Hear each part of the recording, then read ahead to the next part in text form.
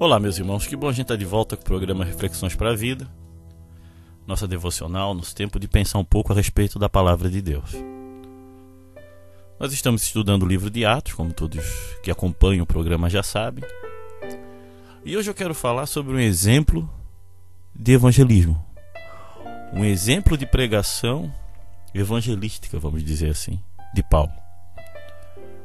Porque o que eu tenho visto é muitas pessoas pregar o evangelho como se todos soubessem do que ele está falando.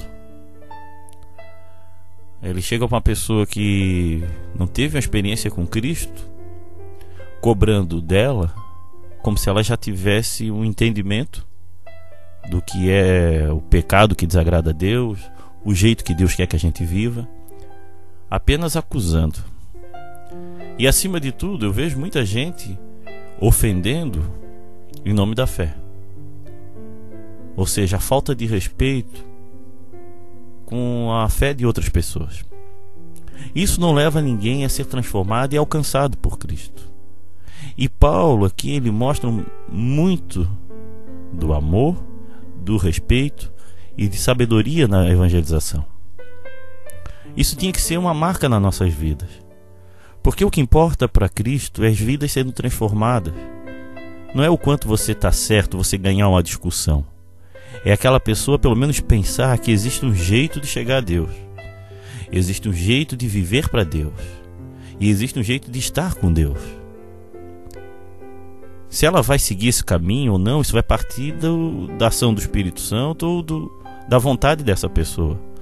Mas o problema é que nós já fechamos as portas. Ou seja, na hora que a gente está abordando e pregando, já não deixamos a pessoa ser transformada por Deus, porque a gente já entra acusando, ofendendo muitas vezes. Não que está falando mentiras, não é isso, mas está impedindo aquela pessoa de ser transformada por Deus, pelo nosso jeito de evangelizar.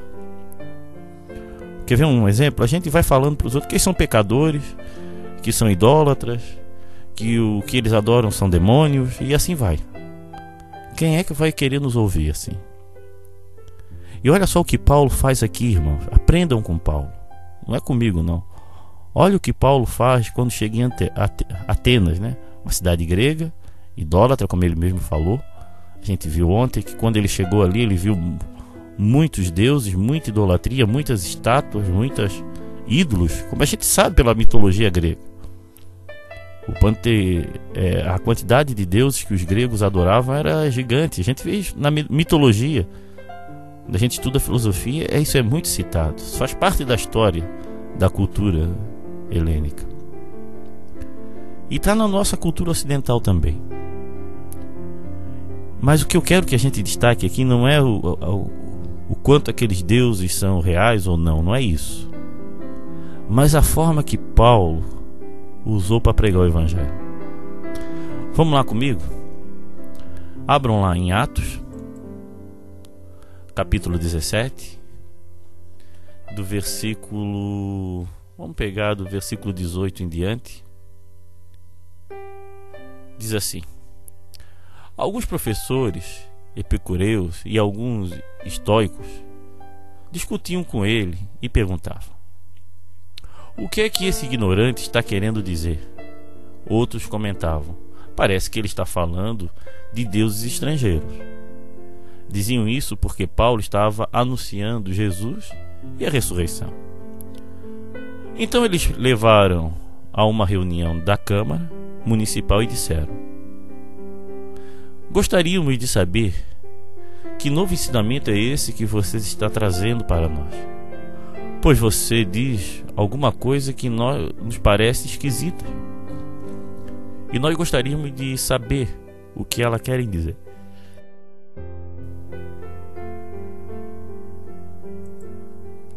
É que todos os moradores de Atenas e os estrangeiros que viviam ali gostavam de passar o tempo contando e ouvindo as últimas novidades. Então Paulo ficou de pé diante deles na reunião da Câmara Municipal e disse: ateniense, vejo que em todas as coisas vocês são muito religiosos. De fato, quando eu estava andando pela cidade e olhava os lugares onde vocês adoram os seus deuses, encontrei um altar em que está escrito: ao Deus desconhecido. Pois esse Deus que vocês adoram, sem conhecer, é justamente aquele que eu estou anunciando a vocês. Deus que fez o mundo e tudo que nele existe é o Senhor do céu e da terra, e não mora em templos feitos por seres humanos. E também não precisa que façam nada por ele, pois ele é mesmo quem dá a todos vida, respiração e tudo mais. De um só homem ele criou todas as raças humanas para viverem na terra, antes de criar os povos. Deus marcou para eles os lugares onde iria morar e quanto tempo ficaria lá. Ele fez isso para que todos pudessem procurá-lo e talvez encontrá-lo, embora ele não esteja longe de cada um de nós. Porque, como alguém disse, nele vivemos, nos movemos e existimos. E alguns dos poetas de vocês disseram: nós também somos filhos dele. E já que somos filhos dele, não devemos pensar que Deus é parecido com um ídolo de ouro, de prata ou de pedra, feito pela arte e habilidade das pessoas. No passado, Deus não levou em conta essa ignorância, mas agora ele manda que todas as pessoas, em todos os lugares, se arrependam dos seus pecados. Pois ele marcou o dia em que vai julgar o mundo com justiça por meio de um homem que ele escolheu. E deu prova disso a todos quando ressuscitou esse homem. Até aqui, irmãos. Até o versículo 31. Irmãos, a gente vê aqui a sutileza e a sabedoria de Paulo. Ele não foi ali lendo Bíblia, porque aquele povo acreditava em outra coisa. Mas ele foi com educação vendo a fé deles. E ele achou um ponto de contato ali que ele usou aquilo como uma forma de anunciar e ser ouvido. O problema, irmãos, é que às vezes a gente já vai acusando e fechando as portas. Olha o que Paulo fez, com muita educação. Ele não acreditava naquilo, mas ele respeitava a fé das pessoas. E comprou com muito respeito e com muita educação. Ele achou algo ali que serviu como uma estratégia. Ele achou um Deus desconhecido. Ou seja, ele viu alguma possibilidade de pregar. Isso que nos traz aqui é pensar que nós temos que tomar cuidado do jeito que a gente prega o Evangelho. Nós temos que respeitar a fé dos outros e conversar a respeito da nossa, mas ter certeza se as pessoas estão nos ouvindo, se estão dando atenção a nós. E depois ele aproveita e começa a explicar sobre esse Deus desconhecido que eles entendiam, que era o ponto de contato, vamos dizer assim, algo que eles tinham em comum. Ou seja, hoje, se a gente for conversar com muitas pessoas, uma grande maioria acredita em Deus. Existem ateus? Sim. Mas é uma minoria. Só que muita gente acredita de forma diferente do que a Bíblia revela. Então a gente tem que conversar com essa pessoa a partir do que ela crê. E aos poucos vai se ensinando o que a Bíblia fala, para que essa pessoa, ou qualquer uma outra pessoa, ou você mesmo que está me ouvindo, entenda a revelação da palavra. Tem um monte de evangélico que não sabe por que crê em Jesus, não sabe nem quem é Jesus, mas vai à igreja, canta, bate palma, leva. A fé cristã é uma fé que faz sentido. Ela tem um jeito de viver, ela nos leva a ter um jeito de viver, um jeito de pensar. E Jesus nos convocou a pregar o Evangelho, a anunciar essa palavra. Só que o pessoal anuncia a palavra nos moldes dos profetas do Antigo Testamento, que falava para um povo que tinha uma lei, existia uma regra que quando eles pecavam contra aquela regra, esse profeta podia chamar eles de pecadores, porque eles sabiam o que ele estava falando. Que adiantava Paulo chegar ali e chamar eles de pecadores? Ia ser complicado para eles, porque eles tinham outro jeito de entender. Resumindo, vamos aprender a pregar o Evangelho a partir do amor de Cristo e através da palavra. Amém?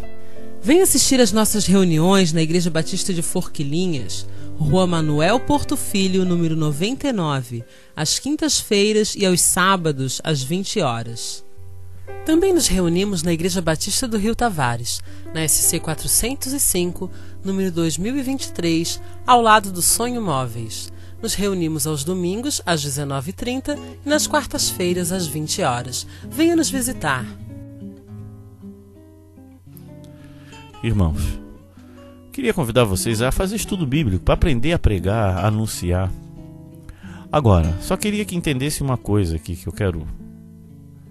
É que a pregação do evangelho não é para levar pessoas para dentro da igreja, é para levar a igreja para dentro das pessoas.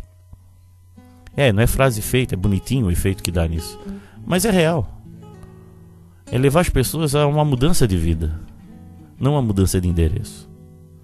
Então, se você é cristão e a sua vida continua do mesmo jeito, com atitudes, pensamentos, pecados ocultos, hábitos que não agradam, você precisa de conversão. E sem conversão você não chega a Deus.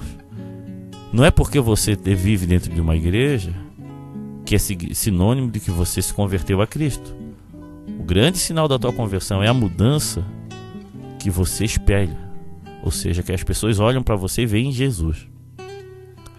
Mas essa mudança não é do dia para a noite. O Espírito Santo vem, nos capacita.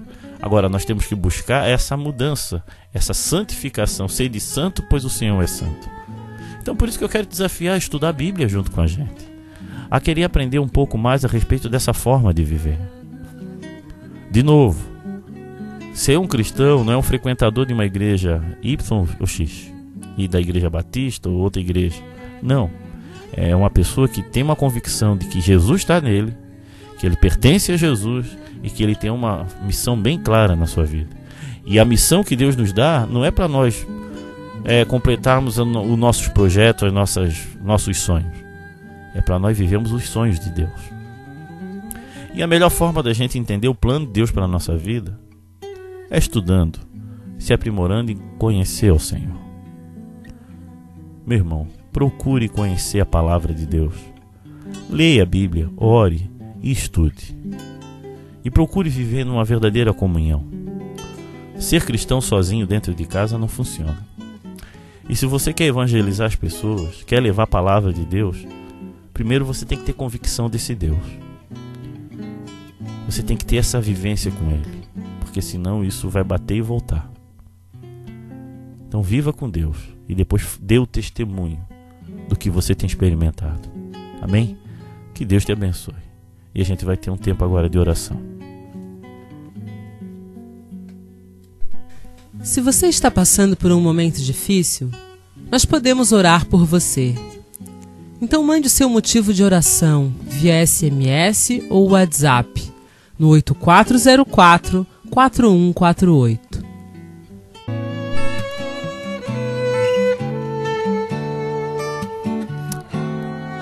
Pai querido, queremos chegar diante de Ti, Senhor. Eu quero te pedir ajuda, Senhor, para o Senhor levantar homens e mulheres que evangelizem de verdade. Pessoas que não estão preocupadas em pregar uma religião, mas pregar um Deus vivo, Pai. Mas para isso acontecer, precisamos estar em harmonia, precisamos caminhar junto, precisamos de unidade, Pai. E precisamos de obreiros, Senhor. Levanta homens e mulheres, Senhor, que queiram pregar o evangelho mesmo, não pregar uma religião, não acusar as pessoas dos seus pecados, mas mostrar a solução, mostrar a saída, mostrar o caminho do arrependimento, Senhor. Muda a vida do meu irmão, ensina ele, Pai, e nos ajuda, Pai, a continuar pregando a Tua palavra. É isso que eu peço em nome de Jesus. Abençoa a vida do meu irmão e da minha irmã que está me ouvindo agora. Amém. Se você deseja ouvir essas mensagens via WhatsApp, mande um recado para o 8404-4148 ou visite o nosso site www.reflexõesparavida.com.br.